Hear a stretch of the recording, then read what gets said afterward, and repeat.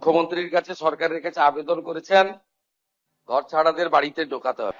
যদি যদি যদি কেউ ঘর ছাড়া থাকে মাননীয় ডিজিপির কাছে তালিকা দেবেন, কিন্তু শর্ত একটাই আপনারা স্লোগান দিয়ে বলেছিলেন ভয় নয় ভরসা। মাইক্রোফোন দিয়ে বলছি, ভয় নয় ভরসা বলছি, ভয় নয় ভরসা বলেছিলেন। আমরা আশ্বস্ত হয়েছিলাম যে নির্বাচনে জেতার পর ভয় থাকবে না, ভরসা থাকবে। কিন্তু আপনাদের দলের নেতা যিনি সভাপতি তিনি কি বলেছেন? তিনি বলেছেন রাস্তায় নামছেন না কেন আপনারা? উনি আমাদের উপদেশ দিয়ে বলছেন রাস্তায় নামো, তাহলে আপনাদের ভয় কেটে যাবে। অথচ আজকে আমাদের অসংখ্য মানুষের বাড়ি ছাড়া, হাজার হাজার মানুষের বাড়ি ছাড়া হয়ে গেছে, অসংখ্য মানুষের বাড়ি ভেঙে পড়েছে। মুখ্যমন্ত্রীর কাছে সরকারের কাছে আবেদন করেছেন ঘর ছাড়াদের বাড়িতে ঢোকাতে হবে। আমার তো ঘর ছাড়া কেউ আছে বলে জানা নেই। যদি যদি যদি যদি যদি কেউ ঘর ছাড়া থাকে, আপনি আপনি মাননীয়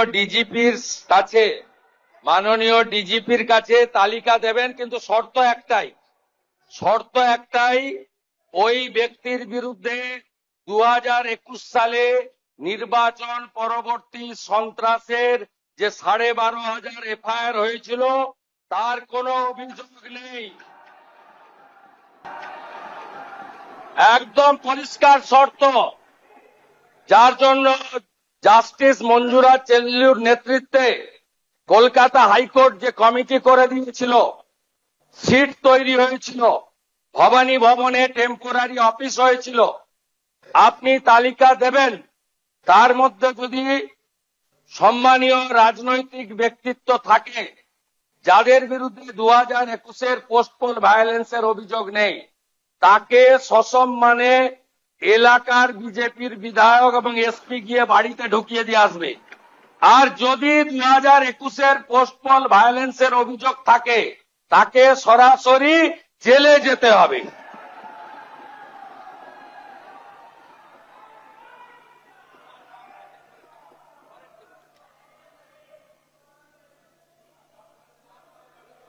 সরকারি দলের ভূমিকা আমি পরিষ্কার করতে চাই।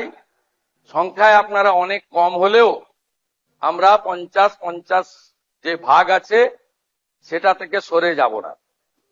আমাদের সংখ্যা অনেক বেশি হলেও আপনাদের বেশি করে বলার সুযোগ যাতে অধ্যক্ষ দেন, সরকার এবং সরকারি দলের সেই ব্যবস্থা থাকবে।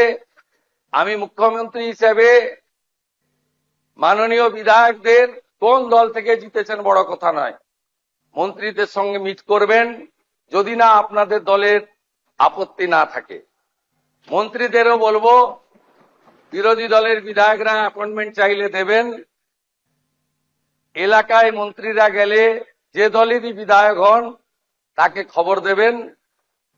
এবং মাননীয় বিধায়ক, আমরা আগে চিঠি দিলে উত্তর দিতেন না অনেক মন্ত্রী, মুখ্যমন্ত্রীর তো প্রশ্নই ছিল না। আপনারা আমাকে চিঠি দেবেন, প্রাপ্তি স্বীকারও পাবেন এবং কিছুটা ইতিবাচক ফলাফলও পাবেন।